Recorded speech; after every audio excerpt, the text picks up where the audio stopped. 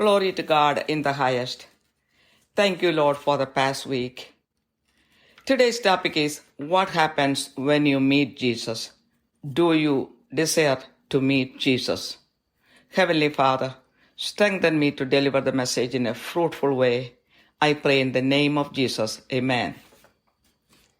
One good Bible verse is St. Luke's Gospel, chapter 19, verse 5.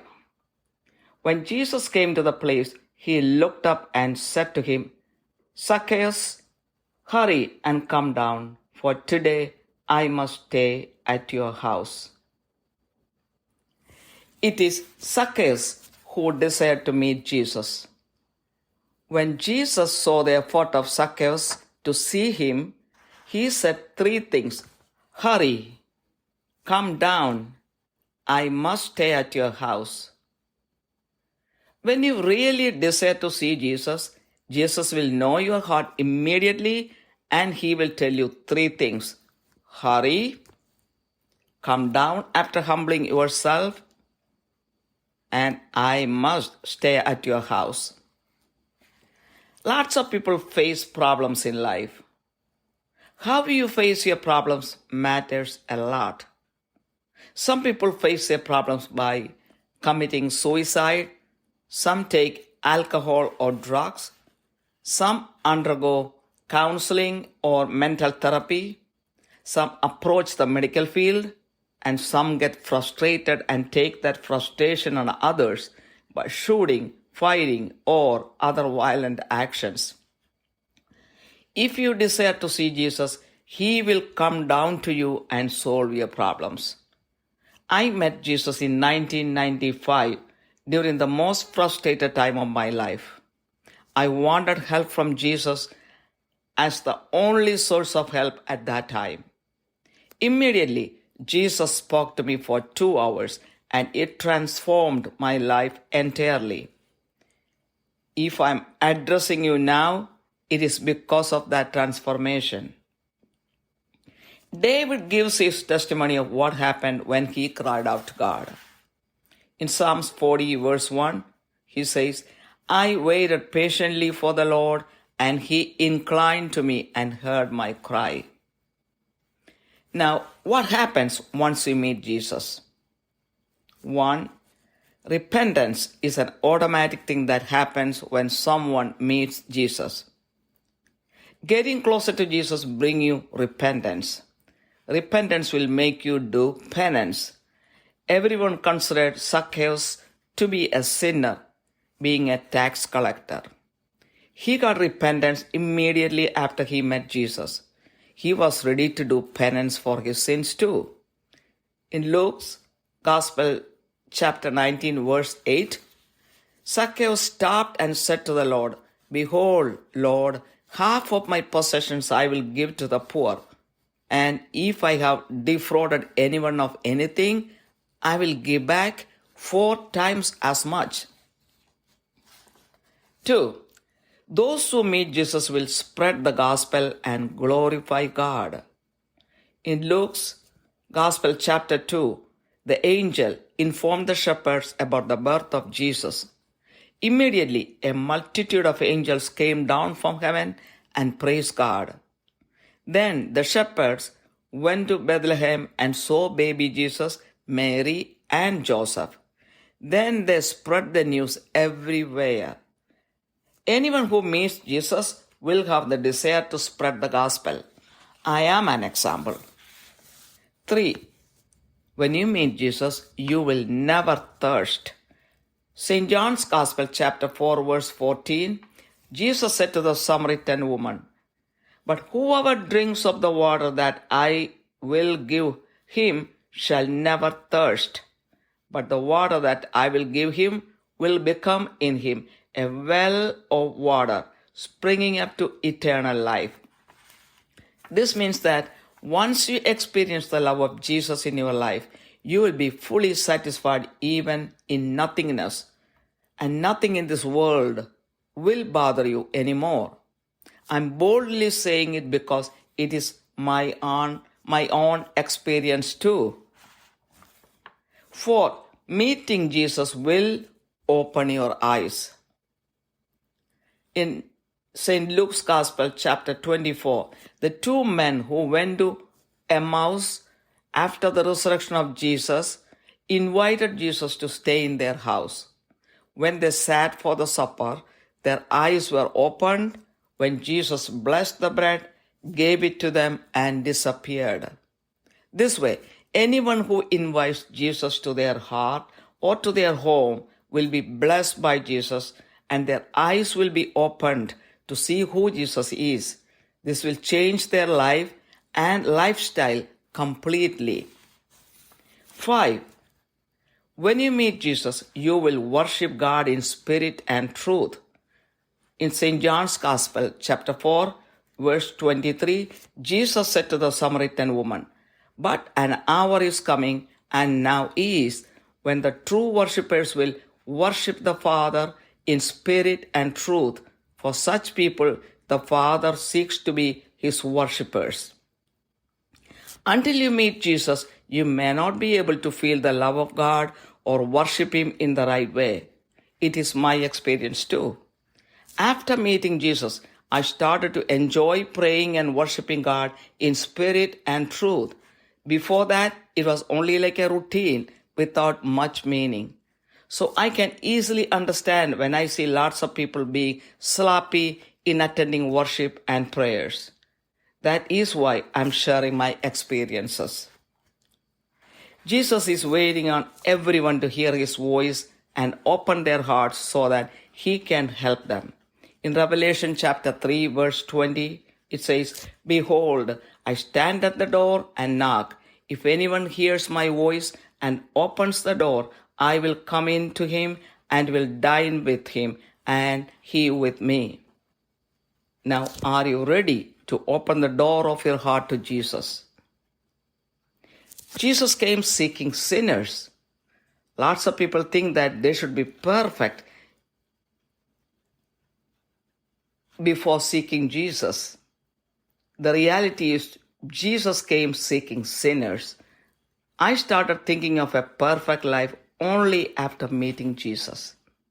In Luke's Gospel, chapter 19, verses 9 and 10, Jesus said to Zacchaeus, "Today salvation has come to this house because he too is a son of Abraham. For the Son of Man has come to seek and to save that which was lost." In Mark chapter 2, verse 17, Jesus said, "I did not come to call the righteous, but sinners." In St. John's Gospel, chapter 4, Jesus approached the Samaritan woman for water. He asked for water just as a reason to meet her. It does not say he drank water from there. His intention was to inform her about the true God and to bring her to repentance. As a result, she repented and proclaimed the gospel to the entire city of Samaria. Similarly, we are also called to proclaim the gospel. Now, are you ready to meet Jesus? What are the qualifications needed to meet Jesus? No qualification of the world is needed to meet Jesus. A sinner is qualified to meet Jesus. Also, you should have the desire to meet Jesus.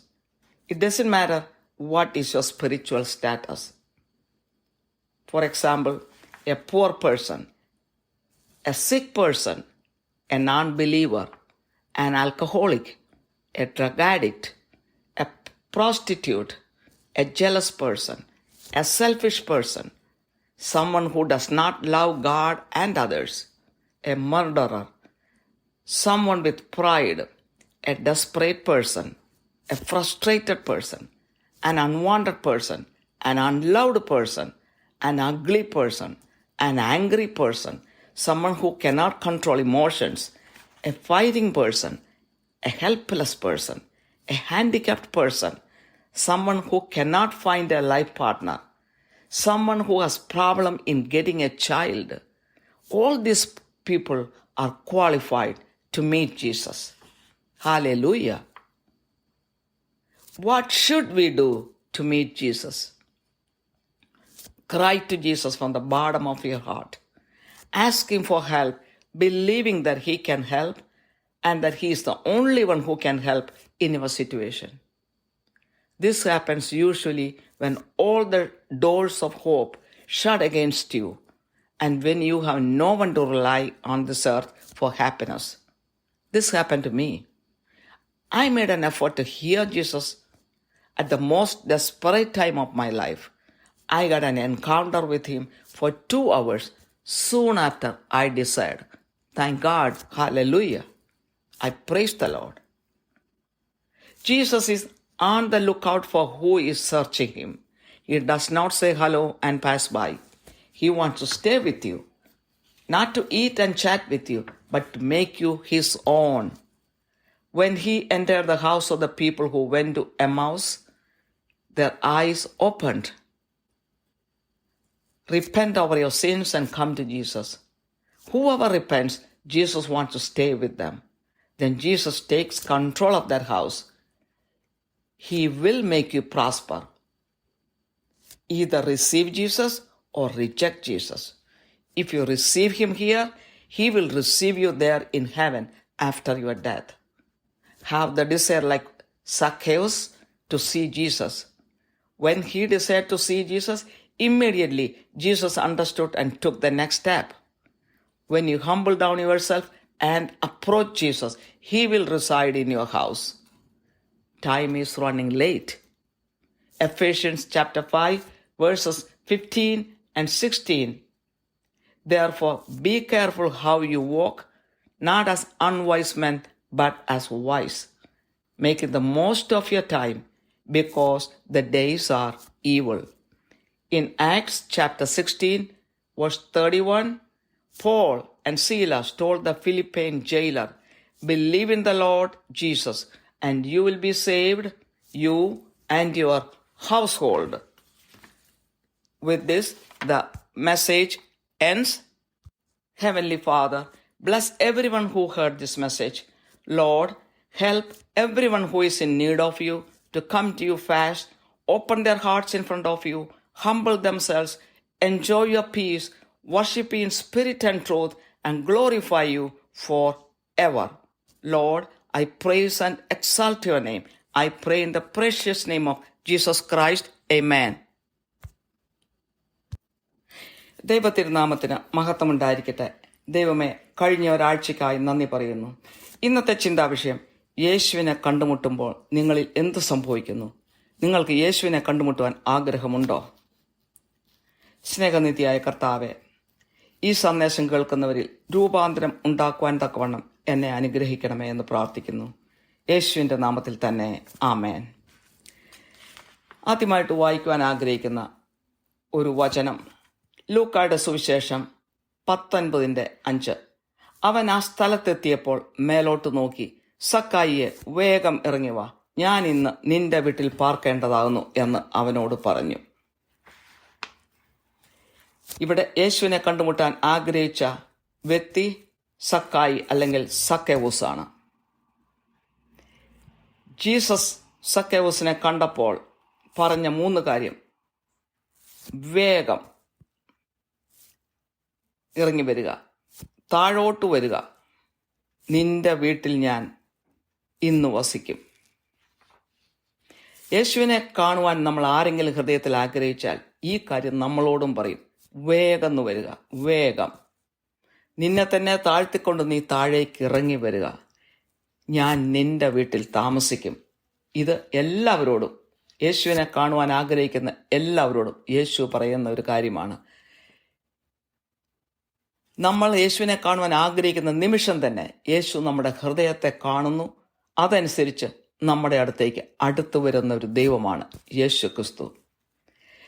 ജീവിതത്തിൽ പ്രശ്നങ്ങളില്ലാത്ത മനുഷ്യരില്ല, പലതരത്തിലുള്ള പ്രശ്നങ്ങൾ. എന്നാൽ ഈ പ്രശ്നങ്ങളെ എങ്ങനെ നമ്മൾ അഭിമുഖീകരിക്കുന്നു എന്നുള്ളതാണ് വിഷയം. ചില ആളുകൾ സഹിക്കാൻ വയ്യാത്ത വിഷമങ്ങൾ വരുമ്പോൾ പോയി ആത്മഹത്യ ചെയ്യും. ചിലർ മദ്യം ഉപയോഗിക്കും, ചിലർ ഡ്രഗിന് അഡിക്റ്റായി പോവും, ചിലർ മെൻ്റൽ തെറാപ്പി എടുക്കും, ചിലർ മെഡിക്കൽ ഫീൽഡിനെ സമീപിക്കും, മറ്റു ചിലർ നിരാശയിലേക്ക് പോവും. ആ നിരാശ മറ്റുള്ളവരെ കൊല്ലുവാനും നശിപ്പിക്കുവാനും അവരോട് വഴക്കുണ്ടാക്കുവാനായിട്ട് ഉപയോഗിക്കും. എന്നാൽ യേശുവിനെ നമ്മൾ ആഗ്രഹിച്ചാൽ, ഹൃദയത്തിൽ കാണണമെന്ന് ആഗ്രഹിച്ചാൽ, യേശു നമ്മുടെ ഹൃദയത്തിലേക്ക് താന്നിറങ്ങി വരുന്ന ഒരു ദൈവമാണ്. 1995 എൻ്റെ ജീവിതത്തിലെ വളരെ ഒരു വേദന പിടിച്ച ഒരു നിമിഷത്തിൽ ഞാൻ മറ്റാരോടും ഹെൽപ്പ് ചോദിക്കാനില്ല, എനിക്ക് ദൈവത്തിൻ്റെ സഹായം വേണമെന്നാഗ്രഹിച്ച് ഞാൻ യേശുവിനോട് വിളിച്ചപേക്ഷിച്ചപ്പോൾ എൻ്റെ ഹൃദയത്തിലേക്ക് ഇറങ്ങി വന്ന് എന്നോട് ഒരു ധ്യാനത്തിൽ വെച്ച് 2 മണിക്കൂർ സംസാരിച്ച യേശു ക്രിസ്തു എനിക്ക് ജീവിക്കുന്ന ദൈവമാണ്.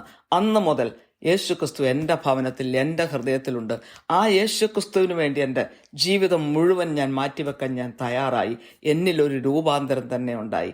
ആ രൂപാന്തരത്തിൻ്റെ ഫലമായിട്ടാണ് ഇന്ന് നിങ്ങളുടെ മുമ്പിൽ ഞാൻ വചനം സംസാരിക്കുന്നത്. ദാവീദ് ദൈവത്തോട് കരഞ്ഞപേക്ഷിച്ചപ്പോൾ എന്താണ് സംഭവിച്ചത്? സങ്കീർത്തനം 40:1 ഞാൻ യഹോവയ്ക്കായി കാത്തിരുന്നു, അവൻ എങ്കിലേക്ക് ചാഞ്ഞ് എൻ്റെ നിലവിളി കേട്ടു. ദാവീദിന്റെ നിലവിളി കേട്ട ദൈവം, ചാഞ്ഞിറങ്ങി വന്ന് കേട്ട ദൈവമാണ് ദൈവം. യേശുവിനെ കണ്ടുമുട്ടുമ്പോൾ എന്താണ് സംഭവിക്കുന്നത്? ഒന്ന്, നമ്മളിൽ അനുതാപവും മാനസാന്തരവും ഉണ്ടാകും.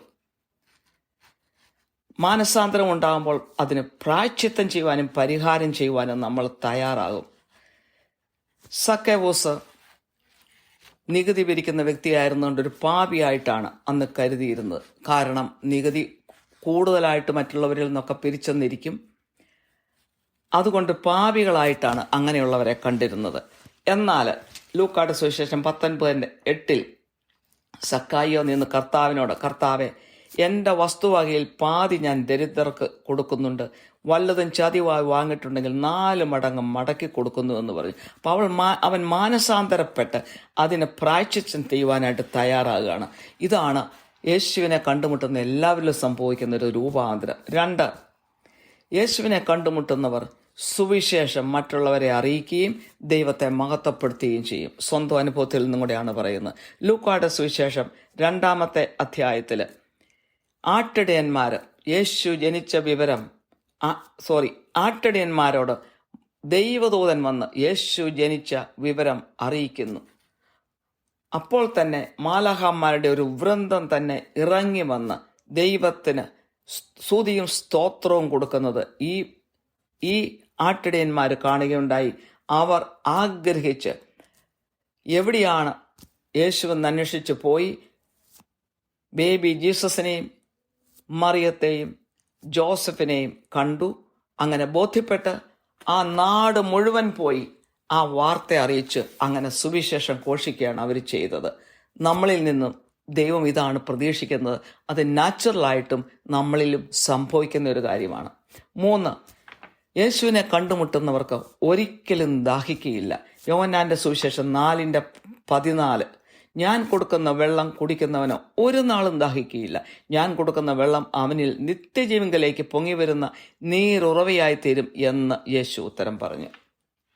അതായത് യേശുവിൻ്റെ സ്നേഹം ഒരിക്കൽ നമ്മൾ അറിഞ്ഞാൽ നമ്മൾ പൂർണ്ണമായും തൃപ്തരാകും. നമ്മുടെ ജീവിതത്തിൽ നമുക്ക് പിന്നെ ഒന്നിനെ ഓർത്ത് സങ്കടപ്പെടുവാൻ തോന്നുകയില്ല. ഒന്നുമില്ലായ്മയിലും നമുക്ക് സന്തോഷവും സമാധാനവും ഉണ്ടാകും. ഈ ലോകത്തിൻ്റെ ഒന്നും നമ്മളെ അലട്ടുകയില്ല. അതാണ് നിങ്ങൾക്കൊരിക്കലും ദാഹിക്കുകയില്ല എന്ന് പറയുന്നത്. ഞാൻ ധൈര്യമായിട്ട് പറയുന്നത് എൻ്റെ അനുഭവം അതുതന്നെയാണ്. 4, യേശുവിനെ കണ്ടുമുട്ടുമ്പോൾ നമ്മളുടെ കണ്ണുകൾ തുറക്കപ്പെടും. ലൂക്കായുടെ സുവിശേഷം അതിൻ്റെ 24-ാം അധ്യായത്തിൽ എമ്മാവുസിലേക്ക് പോയ ശിഷ്യന്മാർ യേശുവിനെ കണ്ടുമുട്ടി. യേശുവിൻ്റെ ഉയർപ്പിന് ശേഷം യേശുവിനെ കണ്ടുമുട്ടി, യേശുവുമായിട്ട് സംസാരിച്ചു, കുറേ ദൂരം നടന്ന് യേശുവിനെ ഭവനത്തിലേക്ക് ക്ഷണിച്ച്, അങ്ങനെ ഭവനത്തിലിരിക്കുമ്പോൾ യേശു അപ്പമെടുത്ത് സ്വർഗത്തിലേക്ക് ഉയർത്തി വാഴ്ത്തി അവർക്ക് കൊടുത്തിട്ട് അപ്രത്യക്ഷനായി. ആ മോമെന്റിലാണ് അവരുടെ കണ്ണുകൾ തുറക്കപ്പെടുന്നത്. അതായത് യേശുവിനെ കണ്ടുമുട്ടിയാൽ ആ ഭവനം തന്നെ അനുഗ്രഹിക്കപ്പെടും. നമ്മുടെ കണ്ണുകൾ തുറക്കും. നമ്മുടെ ജീവിതത്തിൻ്റെ സ്റ്റൈലും തന്നെ ആകമാനം രൂപാന്തരപ്പെടും, ആകമാനം മാറും. 5, യേശുവിനെ കണ്ടുമുട്ടിയാൽ നമ്മൾ ദൈവത്തെ ആത്മാവിലും സത്യത്തിലും ആരാധിക്കുവാൻ തുടങ്ങും. എൻ്റെ ജീവിതത്തിൽ അങ്ങനെയാണ്. നേരത്തെ അങ്ങനെയല്ലായിരുന്നു, ഒരു റുട്ടീൻ പോലെയൊക്കെ പ്രാർത്ഥിക്കത്തേ ഉള്ളൂ. എന്നാൽ യേശുവിനെ കണ്ടുമുട്ടിയപ്പോൾ മുതൽ വീട്ടിലാണെങ്കിലും പള്ളിയിലാണെങ്കിലും പോകുന്ന വഴിയിലാണെങ്കിലും ആത്മാവിലും സത്യത്തിലും എപ്പോഴും ദൈവത്തെ ആരാധിക്കുവാൻ ഞാൻ പഠിച്ചത് എൻ്റെ ഹൃദയത്തിൽ നിന്ന് തന്നെ വന്നു. അതുകൊണ്ട് തന്നെ ആരെങ്കിലും നമ്മുടെ പരിസരത്ത് നിൽക്കുന്നവരല്ലാതെ നിൽക്കുന്നത് കണ്ടാൽ നമുക്ക് എളുപ്പമൊന്നും മനസ്സിലാകും, നമ്മളെ ബോധർ ചെയ്യാറുണ്ട്. പക്ഷേ നമുക്ക് മനസ്സിലാകും അവർ ആത്മാവിലും സത്യത്തിലും അല്ല ആരാധിക്കുന്നത്. കാരണം യേശുവിനെ കണ്ടുമുട്ടിയിട്ടില്ല. അതുകൊണ്ട് അവരെ ബ്ലെയിം ചെയ്യാൻ നമുക്ക് തോന്നത്തില്ല. കാരണം ആ അനുഭവത്തിൽ കൂടെ ഞാനും പോയ വ്യക്തിയായതുകൊണ്ട് എനിക്കത് എളുപ്പമൊന്നും മനസ്സിലാകും. യേശു എല്ലാവരുടെയും അടുത്ത് സ്വന്തം സ്വരം നമ്മൾ കേൾക്കുവാൻ വേണ്ടി ആഗ്രഹിച്ച് മുട്ടി വിളിച്ച് വാതിൽ പടിക്കൽ തന്നെ നിൽപ്പുണ്ട്. നമ്മൾ തുറന്നു കൊടുക്കുന്നില്ല എന്നുള്ള ഒറ്റ കാര്യം മാത്രമേ ഉള്ളൂ. വെളിപാട് 3:20 ഞാൻ വാതിൽക്കൽ നിന്ന് മുട്ടുന്നു, ആരെങ്കിലും എൻ്റെ ശബ്ദം കേട്ട് വാതിൽ തുറന്നാൽ ഞാൻ അവൻ്റെ അടുക്കൽ ചെന്ന് അവനോടും അവൻ എന്നോടും കൂടെ അത്താഴം കഴിക്കും. അങ്ങനെ നമ്മുടെ ഹൃദയത്തിൻ്റെ വാതിൽ തുറന്നു കൊടുക്കാൻ നമ്മൾ ഓരോരുത്തരും തയ്യാറാണോ? അത് ചിന്തിക്കേണ്ട സമയമാണിത്. യേശു വന്നത് പാപികളെ തേടിയാണ്, പെർഫെക്റ്റ് ആയിട്ടുള്ളവരെ തേടിയല്ല വന്നത്. പാപികളെ തേടി മാത്രം വന്ന യേശു പെർഫെക്റ്റ് ആയിട്ടുള്ളവരെ നോക്കുന്ന ഒരു വ്യക്തിയല്ല. പെർഫെക്റ്റ് ആയിട്ട് ജീവിക്കണമെന്ന് ഞാൻ ചിന്തിക്കാൻ തുടങ്ങിയത് യേശുവിനെ കണ്ടുമുട്ടിയതിന് ശേഷം മാത്രമാണ്. ലൂക്കായുടെ സുവിശേഷം 19:9-10 പറയുന്നു, യേശു സക്കേവൂസിനോട് പറയുന്നതാണ്, ഇവനും എബ്രഹാമിന്റെ മകനായാൽ ഇന്ന് ഈ വീടിന് രക്ഷ വന്നു, കാണാതെ പോയതിനെ തിരഞ്ഞ് രക്ഷിപ്പാനല്ലോ മനുഷ്യപുത്രൻ വന്നത്. മർക്കോസിന്റെ സുവിശേഷം 2:17 യേശു പറഞ്ഞു, ഞാൻ നീതിമാന്മാരെ അല്ല പാപികളെ അത്രേ വിളിപ്പാൻ വന്നത്. യോഹന്നാന്റെ സുവിശേഷം 4-ാം അധ്യായത്തിൽ സമറിയാക്കാരി സ്ത്രീയുടെ അടുത്തേക്ക് യേശു വെള്ളം ചോദിച്ചുകൊണ്ട് ചെല്ലുന്നു. എന്നാൽ യഥാർത്ഥമായിട്ടും അവിടെ വെള്ളം കുടിക്കുന്നതായിട്ട് പറയുന്നില്ല. ആ സ്ത്രീയുടെ അവസ്ഥ അറിഞ്ഞുകൊണ്ട് അവളെ മാനസാന്തരത്തിലേക്ക് നയിക്കുവാൻ തന്നെയാണ് യേശു അവിടെ വെള്ളം ചോദിച്ചുകൊണ്ട് ചെന്നെന്നുള്ളത് നമുക്ക് പൂർണ്ണമായിട്ടും ബോധ്യമാകും. അങ്ങനെ അവൾ സുവിശേഷം ആ നാട് മുഴുവൻ പ്രചരിപ്പിക്കുന്നു. അതിനുവേണ്ടിയാണ് ആ സമറിയാക്കാരി സ്ത്രീയുടെ അടുത്തേക്ക് യേശു ചെന്നത്. അതുപോലെ തന്നെ നമ്മളെ ഓരോരുത്തരെയും യേശു മാടി വിളിക്കുന്നുണ്ട്, സുവിശേഷം മറ്റുള്ളവരെ അറിയിക്കാൻ വേണ്ടിയിട്ട്. നമ്മൾ തിരിച്ചറിയുന്നില്ല എന്ന് മാത്രം. ഇനി നമ്മൾ യേശുവിനെ കണ്ടുമുട്ടാൻ ഇനിയെങ്കിലും തയ്യാറാണോ? ആണെങ്കിൽ യേശുവിനെ കണ്ടുമുട്ടുവാൻ എന്തൊക്കെ യോഗ്യതകളാണ് നമുക്ക് വേണ്ടത്? ചുരുക്കത്തിൽ ഒരു യോഗ്യതയും ആവശ്യമില്ല. അതാണ് സത്യം.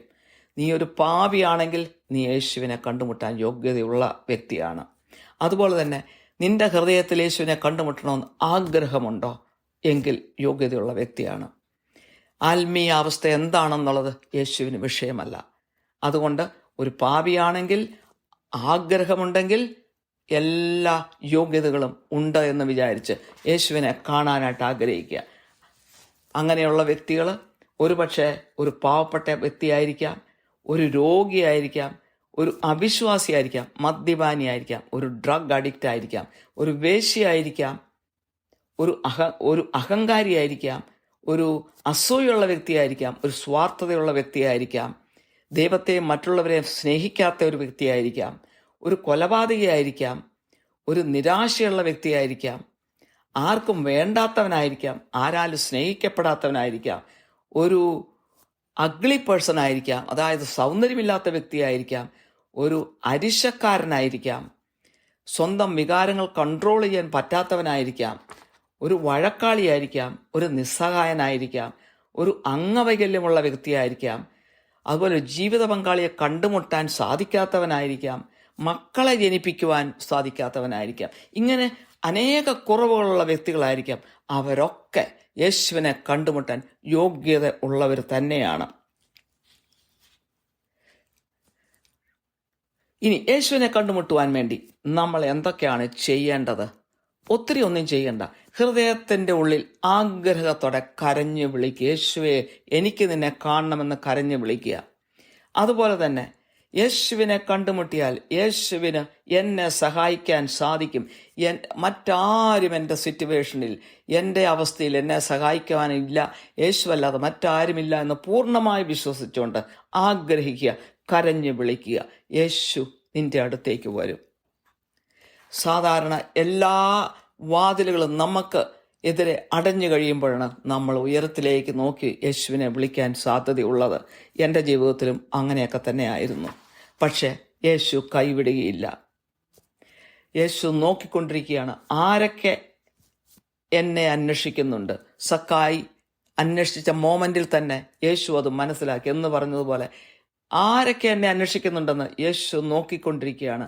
വെറുതെ ഹലോ പറഞ്ഞ് പാസ് ബൈ ചെയ്യാൻ വേണ്ടി അല്ല, നമ്മുടെ കൂടെ വസിക്കാൻ യേശു ആഗ്രഹിക്കുന്നുണ്ട്.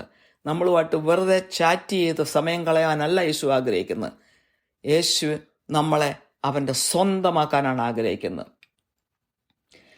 എമ്മാവുസിലേക്ക് പോയ ശിഷ്യന്മാരുടെ അടുത്തേക്ക് യേശു ചെന്നപ്പോൾ, അവരുടെ ഭവനത്തിലായിരുന്നപ്പോൾ അവരുടെ കണ്ണുകൾ തുറക്കപ്പെട്ടു.